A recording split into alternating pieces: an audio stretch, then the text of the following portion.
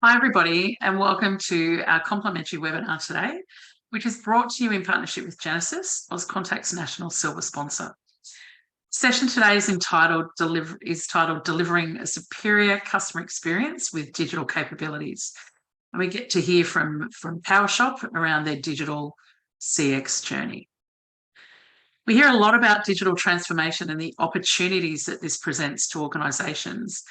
Today, we get to hear insights from someone who's been through it and the powerful results that working in partnership have delivered for Powershop. In the spirit of reconciliation, Auscontact acknowledges the traditional custodians of country throughout Australia and their connections to land, sea and community. We pay our respect to their elders past and present and extend that respect to all Aboriginal and Torres Strait Islander people here today. Today's webinar will run for approximately 60 minutes. And during that time, with the help of today's special guests, Anne-Marie and Sandra, we hope to spark your interest and engage you in the conversation, as well as give you some ideas that you can then take back to your organisation. As always, we will round the session off with some Q&A. I'm Fran Southwood. I am the CEO of Auscontact, and I will be your moderator today. So while we're waiting for everyone to join us, let's just run through some of the housekeeping with you. We really want you to remember to interact so that you maximise the benefits that you take away. There's no need to take too many notes because we will provide you with the recording of the webinar once it's finished. So to interact with us, we want you to use the Q&A button on the control panel. You can ask questions or you can make comments for Anne-Marie or Sandra from time to time. If they're time sensitive, I will ask them when they're put up there. Otherwise, we'll keep them till the end of the session in the Q&A period. Make sure you type them as you go along, though. If you're anything like me, I think of a great question, and if I don't write it down, I will forget it by the time I get that opportunity to ask. So put it into the chat box or the Q&A function, and we'll ask that later on.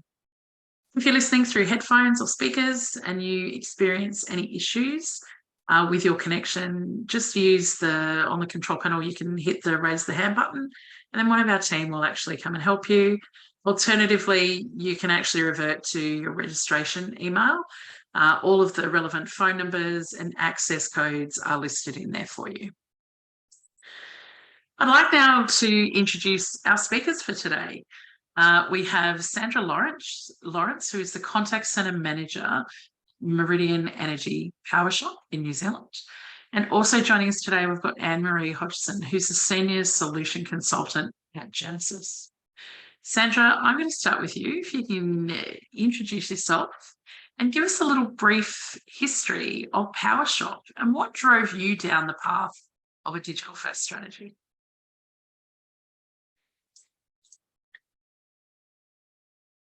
Oh, you're on mute there, Sandra. Apologies, that is such a rookie move in this day and age, isn't it? I tell you what. A bit of a brief history about me is I've been at the Meridian Group for around about 6 years now, and started in the contact centre there as a team manager, and then probably about 3 years ago became the contact centre manager. It's been a massive ride. But this is the story of sort of Powershop and where it started. So Powershop is one of the leading power companies in what is a highly competitive market in New Zealand. The Powershop brand was actually kicked off in 2009. The main aim was to help customers be better off by providing them with a fair and transparent way to buy their electricity. The Powershop model is really different than the traditional pay-by-bill model. Customers generally get the best deals by using our app. They shop for power deals, specials, and purchase monthly power packs in advance. The app also gives them the ability to track their usage, do things like update their details, see how much credit they've got. But as I said, the main and most important thing is to be able to purchase more power when they need it and when they want it. Powershop's now a sister company, and it was brought into the Meridian family around about August 2020. It's a complementary in the market to our Meridian brand. Powershop's sort of more the digital savvy and engaged customers. And the Meridian, although traditional, is very sustainable focused and really focuses on how to make a difference in a better world for us all.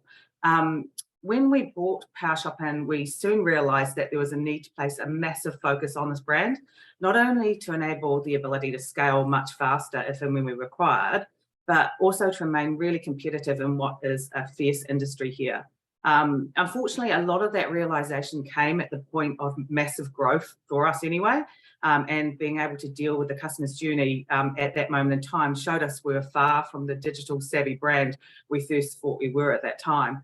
One of the main highlights for me was sort of from our customers onboarding to their first bill was really a particular standout. Specifically, as I mentioned before, it's not a pay your bill product, it's a shop.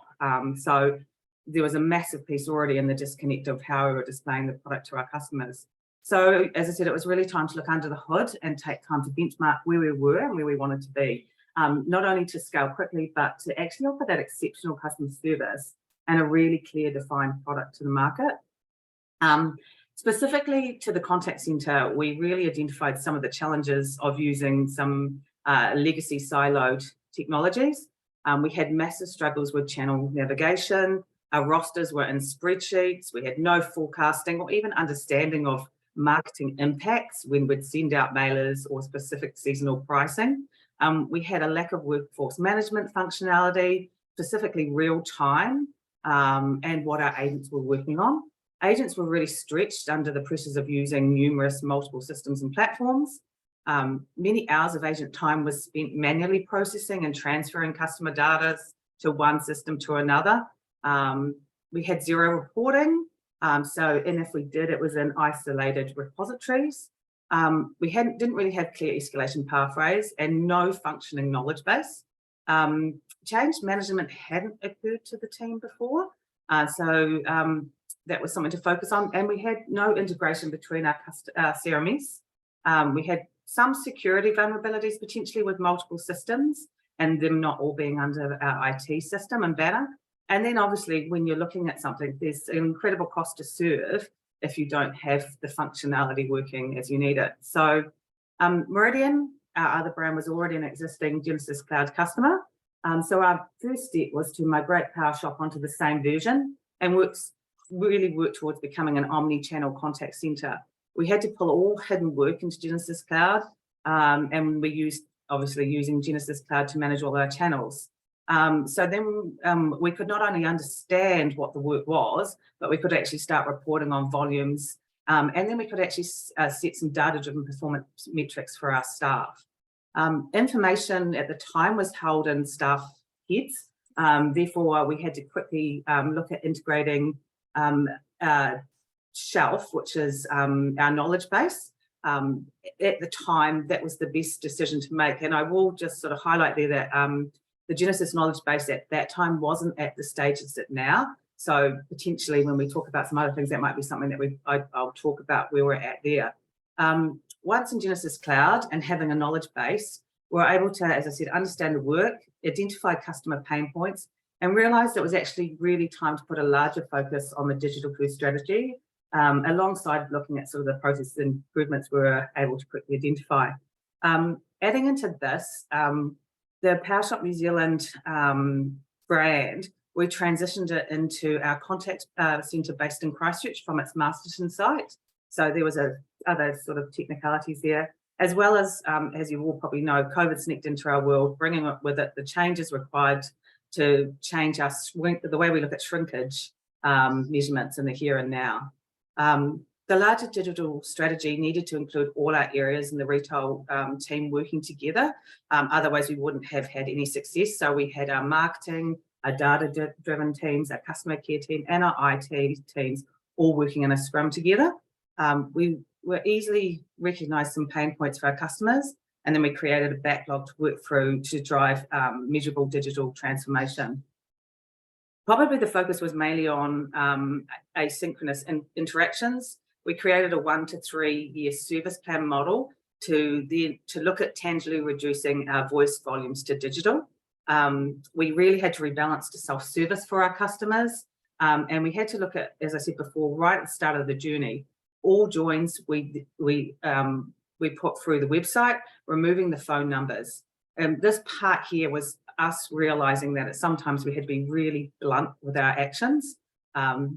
We made some significant changes to our app to enable to more self-service, but in regards to a strong focus on chat and our digital bot flows, we saw some magnificent outcomes by using Genesys Cloud and the digital bot flow.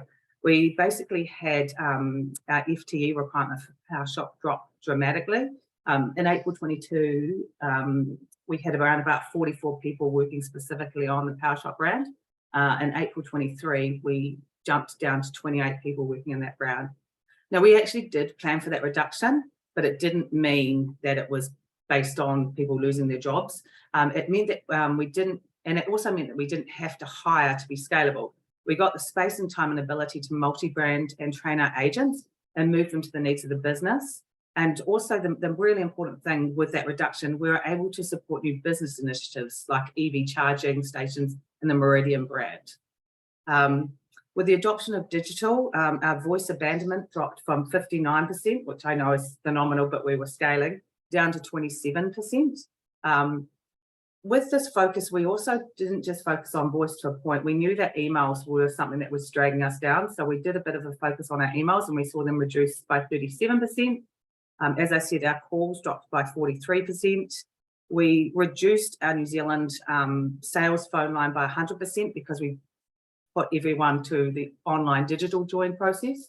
And then we also saw, as I said before, our chats increase incredibly by 152%, and they still continue to grow. The one thing I want to point out is we don't want to just grow another channel. We want to be able to promote bot self-service. And we've actually currently seen this deflect around about 23% currently of those interactions. One thing I did want to note here is it's really extremely important that culture and staff engagement alongside this and our customer satisfaction was extremely important when we held these measurements close as we worked through this. And that's pretty much hopefully a little bit of a summary about Powershop and where we're at the moment. Oh, I don't know about a little bit. I think that's loads. So I think, you know, for me, what I took away, you didn't just have this whole challenge that was made of, you know, just one thing. It was very much a multi-layered approach. So you had transformational and organisational change, you know, ranging from moving buildings, merging brands, changing culture. Then on top of that, you had to really rethink and rebrand your whole strategy around customer. And obviously did a whole lot of work around who is your customer. Because as you say, your offering and the service you're actually giving is really quite different. When you think of other providers doing, you know, within the same vertical. So what you're offering needed to be so tailored. You talked about a really strong understanding of your pain points as well. So I think there's something in that for people listening to, you know, when they're thinking about how is it that they start, you know, rethinking those elements and leveraging this new opportunity that moving to Genesys that kind of came out of a merger.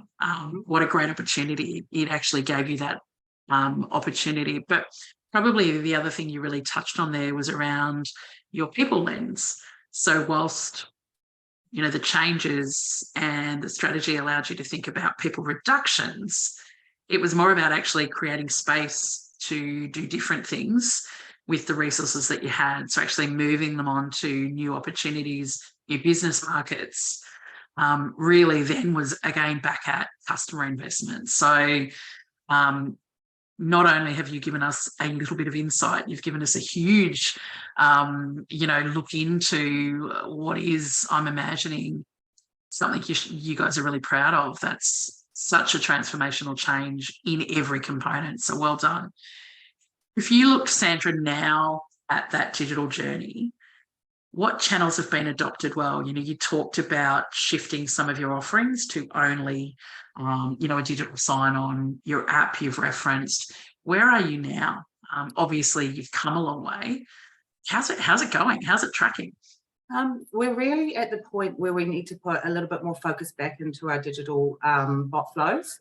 You know, there's been some considerable other sort of focuses as we've moved through change over this period of time. But also as part of our service model, we knew we had to put some other projects in play before we could really then advance on the digital bot being everything for us. That channel is where we're putting, I guess, for want of a better word, all our eggs in our basket. That's the channel that our customers are wanting. That's the channel that our staff love servicing. The generation of staff coming through love the digital ways of working rather than on the phone. So actually, it's kind of like a win-win. So as I said, we had other considerable projects in play that really had to come first. A couple of things that we've sort of been focusing on at the moment, just to give you an idea, is we've actually integrated our CMS system with Genesys Cloud to be able to identify our customers and keep us heading into the future for servicing our customers. What that's done, and it's going to open up, is a couple of things.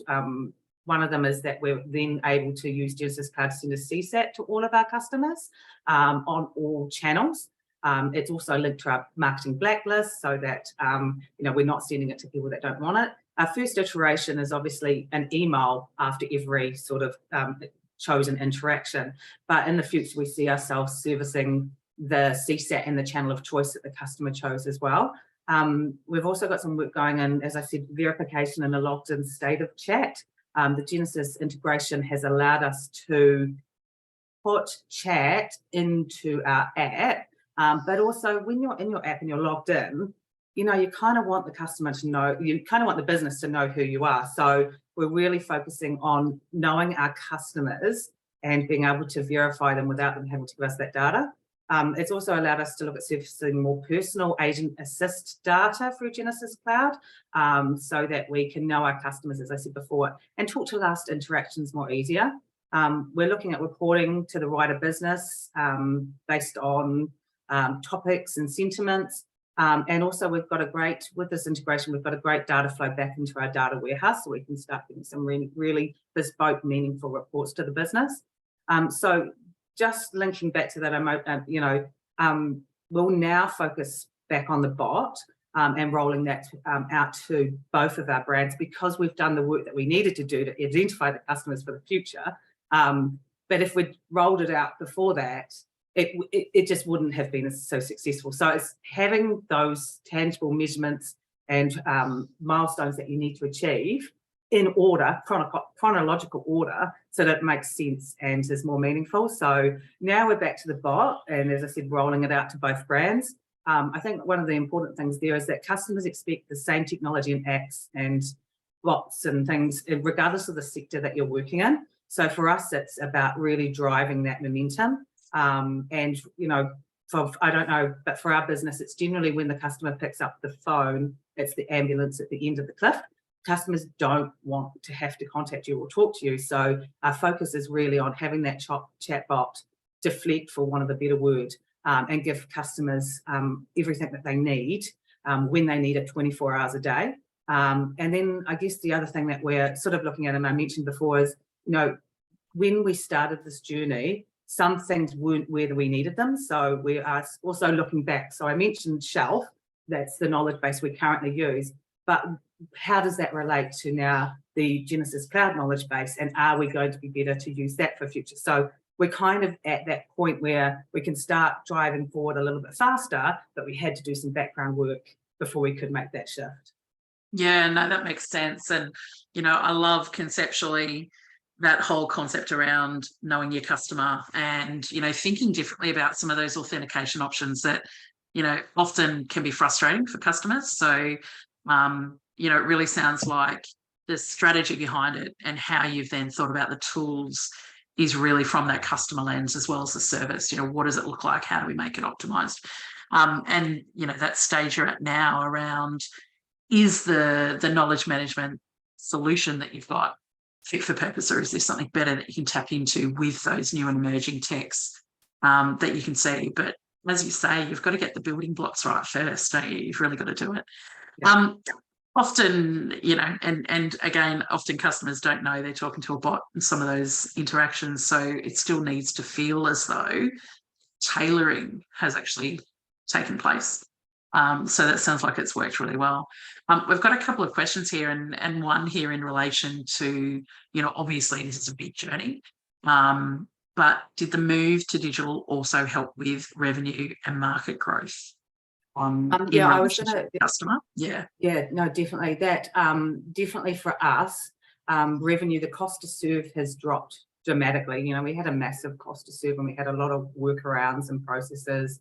We didn't, you know, customers were messaging us one way, but coming through other channels as well. So that's definitely dropped that quite dramatically. The one of the things you said there is we've definitely seen for our marketing, more targeted marketing, improved customer experiences and satisfaction. So that was something that we've seen as well by doing this. But yeah, definitely the cost to serve and the brand and the market is much clearer from doing these changes. Yeah, and it's amazing the difference it makes to a customer when they feel you know them. It actually generates such goodwill, it's not funny. So it sounds like even down to your marketing, though, you're nailing that. So well done, fantastic. If you think about that component of customer and the empowerment, what are you seeing as far as their levels of empowerment? You talked about them being able to do more anytime that suits them. Obviously, with things like bots, you're not relying on a person manning a phone at, sort of 9 to 5. What have you seen and what's been the feedback from your customers around that transition, particularly, as a digital first power provider? I think the ability to self-serve for customers is massive. And I think sometimes we underestimate how often a customer just wants to get it done then and there, sign it off and move on to the next thing. So by making things more simple, by understanding the pain points and being able to put some of those things on our app has definitely created a lot, I guess, for want of a better word, happier customers. The satisfaction has, if not stayed the same, but gone up. So that's a good measurement within itself. But yeah, I think one of the things that we measured as well was in our chatbot. It still needs a little bit of work on reporting. Is just did that help you? A simple thing in the chatbot was, just to measure whether or not the information that we're surfacing to them help them from their point of view. And we've seen that go up to 35% before, and they don't come to a person. I think as you work through this, you need to continue to understand what they need and want, and surfacing the information in the words that they want to hear it as well. I think one of the things that we had before was information that was in our words, not the customers. So we've really focused on that as well. And seen, as I said, the deflection, horrible word, hate saying deflection, but it's the right thing to do in this manner. The deflection of the chatbot continue to increase as we monitor what our customers are needing and wanting, getting the wording right for them when we present it. I think we need to do more reporting on that and continue to work on that. It's making things as simple as possible, and getting them, if they need a person, to the right place at the right time. So our customers and our staff have definitely valued the improvements, and I think our customers feel that they've been heard because a lot of the improvements came from them to our staff and then our staff to us. So we've got some really good sort of feedback loops on getting that information and where we can make improvements. And it's a real win-win, isn't it? If your customers feel heard, they stick around. If your staff feel heard, equally they feel incredibly empowered, but equally they feel like they're part of your purpose because they're, contributing to it, but you're hearing them. So that's really good. And I know you said you hate the word deflection, but the reality is people don't wake up in the morning, no matter how we think about our organisations, they truly do not wake up and say, I cannot wait until I ring whoever it is. It's just not how they think. So, or it's a channel of preference for a smaller group that, we would expect. So deflection's the right word, but it is about saying, if you make it easy for them to see and learn and hear what it is they're after, so the answer, they don't need to call. So it's, you touched a little bit on agent experience. What are your agents seeing? And I know in conversations with some members, they've really struggled with some of that change management from the early stages of digital transformation. You talked before about how, really what this has done is freed up and created space for you within certain parts of your business, but actually that you've then utilised that space and capacity to actually do other things and drive new business. Did you invest a lot to actually make sure that change management component was really understood by your workforce? And how are your agents now as far as broader agent experience component? The change management piece is really critical, because if you don't really spend time and make sure that people understand your ways of working and working through how they're going to feel, it can derail it straight away, because these are your staff talking to your customers. These are, the change management piece is absolutely critical. And we took some time to actually take people for a little bit of an agile way of working and taught them the real basics of what that looked like. Because as you go through change, things are going to crop up, and you don't have the black and white answers for everything. So we needed people to be able to start working in the grey, but have the empowerment so that they could make the decision and write the process, which, calling out shop is a great place where you can just add the questions and answers. And so simply, we needed them to be working in that manner. We needed them to be on board, to know that nothing was, not everything would be perfect. It never is. And that expectations of something coming in perfectly, it's just not possible in a business world anymore. There's things that are going to happen. There's some limitations, and you need the change management piece to, people need to know how they're going to deal with change, how they feel, all of those as a team, as an individual. That was a massive piece that we did. And then what it's meant for the agent experience, the integration capabilities with Genesys Cloud have really simplified their experience. It's allowing them now to navigate across multiple channels and then be upskilled to be multi-branded agents. They're using the same tools for both brands, and similarly now some of the same processes, so that the day-to-day is a lot more easier than what it was when we had disparate systems, different bits of information everywhere, and knowledge in people's heads. So you had to wait for the right person to be able to give you the answers to the questions. So, it's allowed us to, for the business as well, I know we're talking about agents, but it's actually allowed us as a business to be able to move to the brand surges.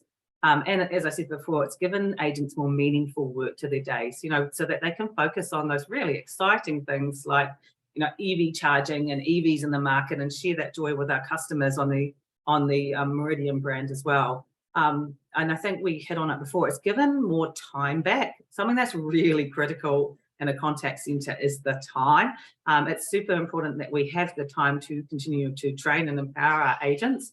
And this is what that's allowed us to do, to see the work, to know what we've got coming through, but, to be able to give them time, to give them the skills, the knowledge, to engage with customers more efficiently.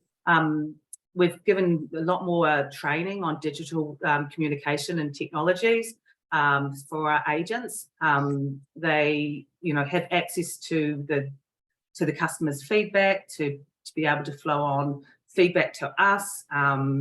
It's just the empowerment, the way of working in an empowerment that they have now is dramatically different to where they were. So that's really great to see. I think they feel that the feedback from themselves is listened to, that the customers listen to, and that it's actioned. I think it's, as we said about change management before, the agents are on the journey with us, and we have quite frequent meetings because we have to have the time, and we make the time to let them know where things are on the roadmap, what's being worked on currently, why some things come before others. So for them, I think it's been a really important, meaningful journey, and actually they now feel part of the strategy and what we're trying to achieve as a business. I think for agents, for managers, for myself, it's just become easier and clearer as we know. I always say we're steering the ship in the same direction. I think you've touched on stuff there that's incredibly powerful in relation to taking your agents along with you, or like all levels, as you've said, and creating that real visibility to the purpose, why we're doing it, what's next, that roadmap visibility. I think organisations underestimate the power that actually such a simple, I say simple, but actually it's a simple strategy. How you've got to do it isn't so simple, but it's a simple concept to make sure people just know what's happening. Power that it gives you, and the length that it actually builds connection to you, your place, your brand, your organisation is unbelievable. As far as the way, one of the questions here was just commenting on how you've connected to customer voice and how you've made sure it was heard. Do you guys use a specific pathway for that? Do you have a tool that your agents use to give feedback? Is there a way those insights are gathered that's an organised manner, or is it kind of more organic than that? Yeah, no, it's really structured. I think it helped as part of our journey before we brought Powershop on, was we actually moved our Meridian team onto the same CMS as Powershop before we did all this change. So we learned some really good ways of working through that change. And through that change, we didn't give the black and white, here's how you use the system, to our Meridian people, because we wanted to see how they made that difference. If they could find better ways of doing things. And we took the time, we had a support crew. But from that, we learned that we really needed to have the ability to gather customer and agent feedback really easily. So we made, for want of a better word, we made a really easy, simple form where agents will fill in the interaction ID, what it was about, the improvement, the problem, the good stuff. And then we would pull that report and have a weekly meeting, which is exactly what we do now, a weekly meeting on what comes through, where the pain points are, what's hitting the mark, what's not. We have agents involved in that as well, so that they can come along and sort of report back. I'm just going to cough for a second. Sorry, just getting over a bit of a chest infection. So yeah, we have agents involved in that. So yeah, it's reporting on the data, it's there. And I think I'll just stop talking for a second. You're right. You go on mute for a sec. Sorry about that. So yeah, no, it's really simple. Just a form into a spreadsheet. Nothing technical. But it definitely, as you say, really gives that empowerment and engagement, and that takes you places. So I think that's great. Probably the other thing that I take away from what you've just talked about is that you as an organisation made a very deliberate decision to reinvest the people, the time, the capacity that you gained through your savings. So, you talked about training, you talked about, talking about innovation and ideas, understanding new products and what your digital roadmap was, rather than look at the contact centre as a cost centre directly and slice it off. You've actually reinvested that, which I think is a great way to go. But certainly I would imagine that gave your people a real sense of value. It wasn't about trying to slash and burn so much, but actually about how do you use it to be quite strategic with the capacity you're creating. I hope you're all right there. No, it's okay. Just too much talking. Yeah. Sorry. Yeah. So obviously we've touched on people, we've touched on some of the changes you got for customers. For your organisation as a whole, and I guess there was some big plans around merging brands and things like that, and you touched on now this growth and ability for that cross-skilled agent to help you manage peaks and surge. What are you seeing as those wider business outcomes beyond, kind of those obvious ones that you've already covered for Powershop as a whole? And can you share with us, any insights on that you've sort of seen as a result? Yeah, absolutely. So, we've touched on improved customer experience and satisfaction. That's definitely come through for both brands. It's been really important to be able to move staff to support the initiatives that the business has for EVs. And actually the businesses really appreciated that. It used to be that something would pop up and we'd be like, how are we going to service that? We'd have to put more bottoms on seats.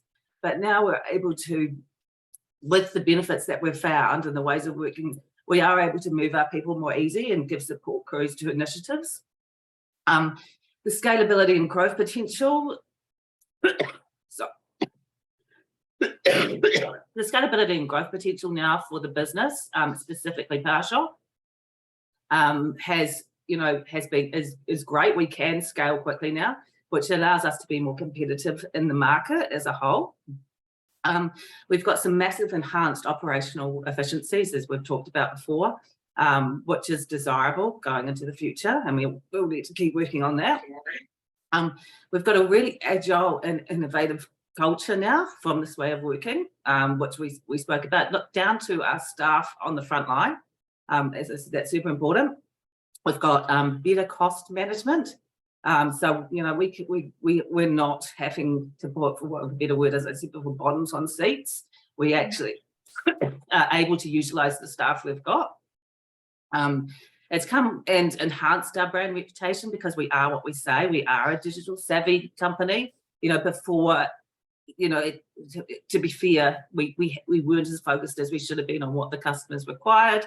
And we had a few hamsters behind the scenes. So, you know, we truly are what we say we are now.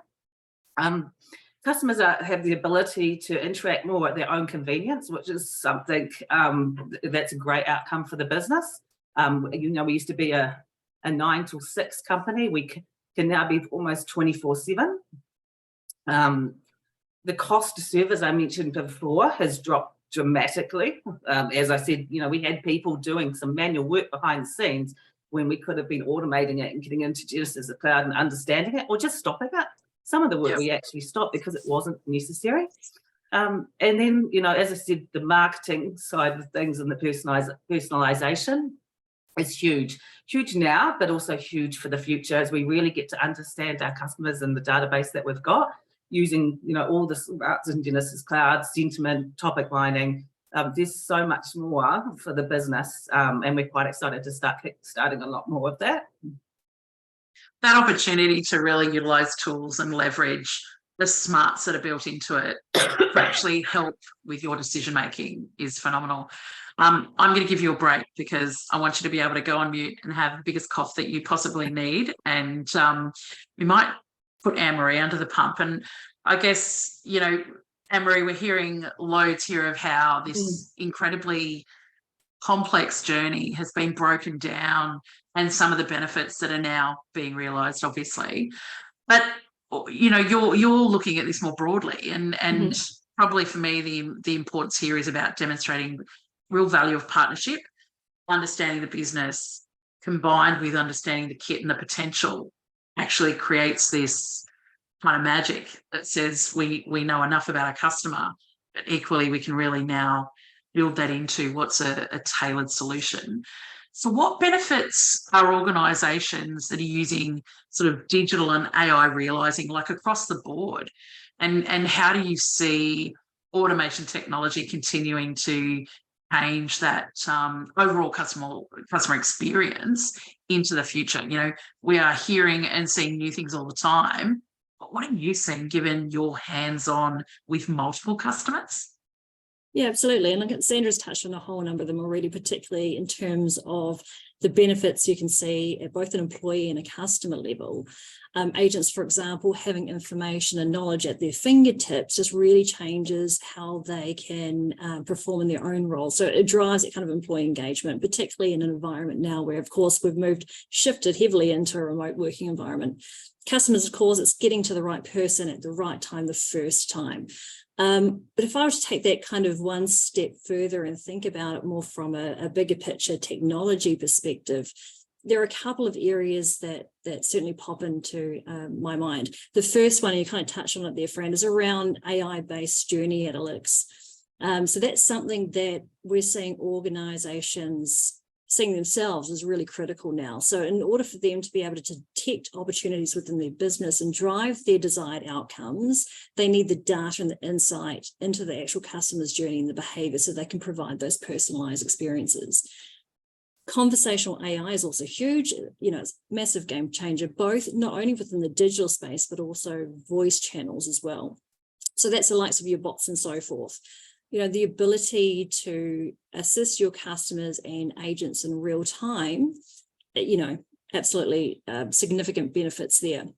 But also even just shifting from that kind of traditional multi-layered IVR to a more conversational one can result in a whole range of different operational efficiencies as well. Then I'd probably say that the third one that pops to mind would be around AI-based routing, certainly a little bit more newer. That's where you kind of move away from a typical next available agent, so an interaction coming through to the next available agent, but actually predicting who the best person would be to deal with that interaction. So taking a slightly different approach to it, looking at what you know about the customer, what you know about your team, and actually connecting those two together. And so where we've seen organizations who have implemented this, they've noted benefits from things like, customer satisfaction, but also driving business KPIs, which could be as simple as a reduction in handle time. As you all know, that has significant impacts in other areas and cost savings. I love that. And it's interesting, talking to members, and we're seeing all of this new technology, all of this new opportunity, right? But it's really about saying, what are the multiple use cases for it, and how do we think about that in kind of a different way? And one of the challenges I see across the industry is that we still report the same way, right? We still use the same reporting, and I see you nodding as well, Sandra. I say I don't know any organisation or industry that for 20 years have still used the same stats for everything they do, given how exponentially different the environment is, right? We've got all these great tools available to us. So the idea of picking the best staff member to service the right customer, to me, that's not just, is that about taking your customer experience to the next level, it's also about creating the right environment for your staff to really thrive, grow, and deliver, so feel valued. But suddenly you can really rethink some of that old leadership approach, which is more about management, right? Everybody should be the same. We don't actually think that anymore. So it's great to see the stuff you're talking about actually allowing organisations to have a incredibly progressive approach to how they think about their people leadership. Awesome. And look, I get excited when I hear about some of the opportunities to really tap into some of those things that are biggest challenges. You think about attrition and recruitment. If we made the environment one where people actually felt more comfortable in it, challenge them slowly in time, suddenly some of those challenges are a little bit less. If you think about all that you're seeing, and obviously we've had a bit of media lately around some of the risks with some of the data. I know, some of our friends and colleagues in the public sector been told to stop using anything that looks and feels like a certain chat thing. We're not going to say who or where. But what are some of the pitfalls that you're seeing? So what are some of those pitfalls associated with digital and AI? And maybe from that lens of, where are you seeing organisations, maybe fall into some of those traps? Any insights into that would be awesome. Yeah, of course. And certainly there are things to be aware of, and we're seeing learnings across those businesses. I think one of the important things to remember is that automation is not actually something you can just set and forget. And that's where we're seeing time and time again is when we're talking to customers, they're saying, our bot didn't work, for example. And then you kind of dive into a little bit more, and then you understand, well, actually it was implemented 12 months ago and they haven't done anything with it. It does need refining, particularly as your business goals develop and change over time as well. And often we're seeing organizations actually get caught up in the technology itself. But again, it's important to remember that this is just one element, and it's often the simplest in the entire equation. It's really important to identify the right success criteria at the outset, and that's what Sandra talked to earlier as well, and then create a plan where those outcomes are chunked, and you're looking at those milestones that you touched on, instead of kind of focusing on a single end result. And then I'd probably say the other pitfall to avoid is viewing automation and AI as that kind of human versus machine. The concept that it can take away jobs, it can reduce employment, just doesn't quite stand true. When we talk about introducing AI, for example, a way to address those kind of high volume, low complexity inquiries. So as these kind of simpler tasks get automated, the ones that remain are the ones that actually require a more empathetic or personal approach that only a human can provide. And as Sandra again talked earlier on about, it also opens up other opportunities to cross-train your team into other areas or other channels as well. So it's not taking away the work that's required by them, it's just shifting it in a different way. Yeah, I think that's really important advice. And the other part that you touched on there is that whole concept of set and forget. I know many organisations who have fallen into this trap, and I would say a really strong tip for anyone listening is when you are thinking about AI or automation of any sort, it's actually a point in time risk assessment as well, and appetite from your organisation. So up front, set yourself a reminder to review it, whether it's 3 months, 6 months, or 12 months. Because like any proof of concept, you can actually challenge your exec to think differently as well, with things like dollar tolerances and risk values and things like that. So that is very good advice, Anne-Marie. Thank you. Both of you, like obviously, you know, this is something that continues, right? It doesn't stop because you did this thing called digital. It's this massive journey that just continues. What's your advice for organisations that are looking to start? So they don't know where to start. What's that first step piece of advice? And, you know, Sandra, some of the stuff you gave us in that start was, you know, perfect in relation to what your approach was as far as what did you need to look at? So if you had to say, how do people start? Where would you go? I think it's really basic. It's defining your goals. Where does your business need to be? Where do your customers need you to be? And start from there and work back. Create that service model plan. Once it's on paper, you can begin to chunk it down to the work that's required to get you to where you need to be. I think it's really important you know your customers, their needs, preferences, and pain points. Do that customer research, collect feedback, use any analytics at your fingertips to gain insights into your customers' behaviours. All of that information will help you create that personalised and relevant experience across all your digital channels. I do want to call out, you know, that personalised, that empathetic, you know, those are all important things as you might be working through AI. It's, you know, yeah, empathetic.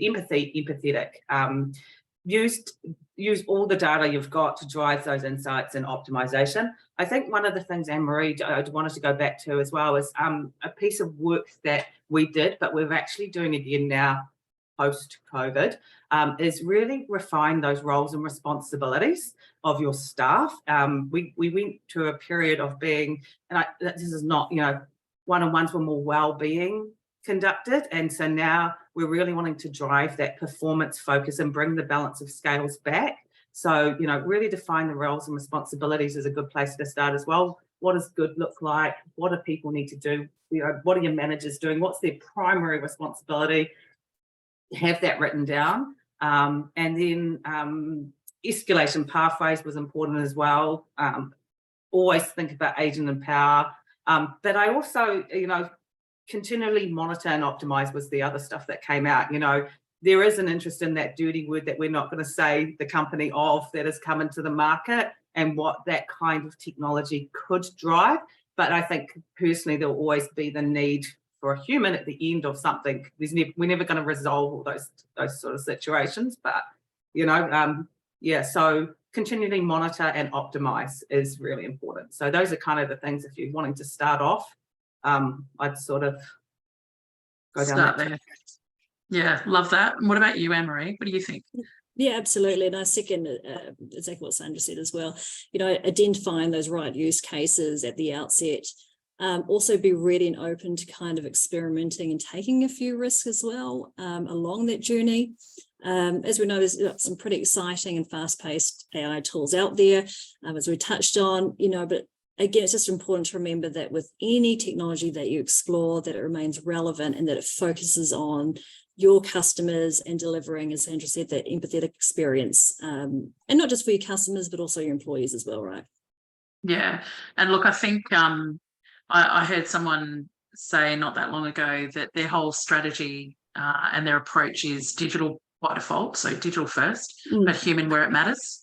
I thought actually, Yes, yeah. you think, it's actually really beautiful. And if we had listened to people 5 years ago, there'd be no contact centres left. And I'm pretty sure every one of us here can agree. Every time I hear that stuff, I just go, yeah, okay, well, let's see what 5 more years leads us to. Because again, that human side is often about the net effect of circumstances that require that empathy or that tailoring that is actually, it requires to step outside of boundaries, which we often build into rules and automation. There's a question here in relation to where organisations are struggling to actually build kind of the purpose or the business case. As far as benefit around this specifically calls out conversational AI. But probably, Anne-Marie, you touched on it earlier about not just getting caught up in the tech or the solution, and actually both of you have talked about understand your goals and your problems and let the tech or the solution kind of fall out of that. Where you're seeing organisations that have got a real risk-averse position, what would you suggest to anyone listening here in relation to how they can challenge some of that, or how they can continue to have conversations in relation to challenging some of that appetite? We probably have all been there where, it's just a hard no. So how do you chip away at that, or how would you suggest people could, start to build a case? Absolutely. So we've worked with, again, a number of customers in that very similar situation. And also they just don't know where to start, right? They see these exciting tools, we don't know how to implement them. So absolutely, it's stripping it right back, getting them to actually understand what their challenge is. There's no point in putting in something that's going to be automated that is not actually going to address what they want to achieve. So once they've got that, they understand their challenge, they understand their business outcomes, it's breaking it down. As Andrew said, having a plan in place, starting off with something small, implementing it, seeing what the results are from that, and then refining it and then potentially expanding from there. But they'll be surprised in terms of how much information they potentially have at their fingertips at the outset as well. Having that data, understanding what it is that the customers actually want, I think helps as that first starting point. Yeah. Anything you wanted to add to that one, Sandra, or probably agree? Yeah, no, absolutely. Everything that Anne-Marie said, and having that data and having, do a business case up, get the data, use it. Ultimately, when you're in our first year, we would potentially, the amount of staff we wouldn't need. That's a desirable conversation to have, but actually, we knew the amount of staff, we could put a number there for the business, but actually we knew we were going to need to move them to more meaningful work anyway. So it wasn't, yes, we talk in numbers as a business. So you may have to put some real blunt numbers out there in your business case to get these along, but actually as you work through that, it can be challenging, 100%, but if you put a decent service model together, a decent business case together with the numbers, I mean, we live in the world of data. We have all the data at our fingertips pretty much. So use it for good. No, definitely. I think we're the most over, as far as most reportable, the most data at our fingertips. It is about really understanding what the data says, though, and using it to build the right narrative to get support. There's a number of comments here in relation to some of the things that you've talked about, Sandra, the power of awareness and visibility and really keeping the whole organisation aware of what it is you're doing and how you're going. So it's clearly resonating with people. Probably something for me, that I hear a bit from members is where, sometimes they're sold the dream about, they think putting in a piece of technology is what solves it. And I think Sandra and Anne-Marie, both of you have talked about the partnership of understanding the challenge and then using the tech and the kit to help solve the challenge, but it doesn't stop there. It actually needs to be this continued partnership, but a lens that's also looking at people and the impact, system, process, the usual stuff. What would you say to people that sort of, struggle to get beyond rolling out or deploying tech and think that actually it's the tech that's the problem? Like what are those cherries? Again, if you just rolled out technology, it doesn't solve the problem. It's everything else that you two have covered that you recognised in partnership needed to happen. How would you say, maybe Sandra, that people challenge their service providers and tech partners to say, I need more from you, I need you to help me more here? Because obviously it's worked really well with you guys. Yeah, I think that came through from our customers. You know, why do I have to? Because again, when we first started this journey, it was the phones, right? And the wait time on the phones, and customers' time is valuable. And so as soon as they got through to you, they were busy eating their lunch, or so the feedback that we got from our customers was they wanted to be able to do stuff themselves. They wanted to update their details. They wanted to change their account, the way that they pay for their bill, the credit card, all of that kind of stuff. We'd expect to be able to do with, say, my bank. So therefore, as I said before, the expectations of your customer and the ability to self-service is not set to the industry that you're in. They come knowing that they can do it with other businesses and expect the same in the industry that you're in. So yeah, it's a really interesting one. But as we move into the future, customers expect more. And as I said before, they want you to know them, because it's almost rude that they've been with you for 3 years and you don't know them. Yep. So that's where we're sort of starting that part as well, is the, surfacing the data, Agents Assist, making sure that, the right data comes to hand for the right conversation. Yeah, makes a big difference with that customer knowing that they feel like you care. And we all know, we're all customers, right? We know what it feels like. So, Anne-Marie, what about you? What advice would you give around partnership and, sort of challenging each step of the way, but really working together to deliver great results? Yeah, absolutely. And again, just mirroring what Sandra kind of said there is understanding your customers, your customer expectations. I mean, they, are gold in terms of what they want to see out of your business as well, and how you can support that. And then just as a bigger picture, as you're on this journey, it's, there's a whole bunch of tools out there again, and it's not around the technology, but once you've kind of identified that, it's partnering with the right vendors to help you achieve that as well. Taking you on, getting that support that you need to be able to implement it. If you're not too sure where to kind of start, having that guidance, I think, can also be quite critical. Yeah, and I think that's really important for people to take away. Thank you for today's session. I'm mindful of time. We've somehow managed to totally consume an hour. And yeah, it was fantastic. I loved hearing about your journey, Sandra, and certainly the way it, kind of continues. I can't wait to hear what happens next. Any questions that we get that we haven't been able to answer, we'll make sure we send out. We will send a recording to everybody following this session. Thank you, Anne-Marie. Thank you, Sandra. And thanks, everybody, for attending, and we'll see you all again soon. Have a great day. Thanks, everybody. Thank you.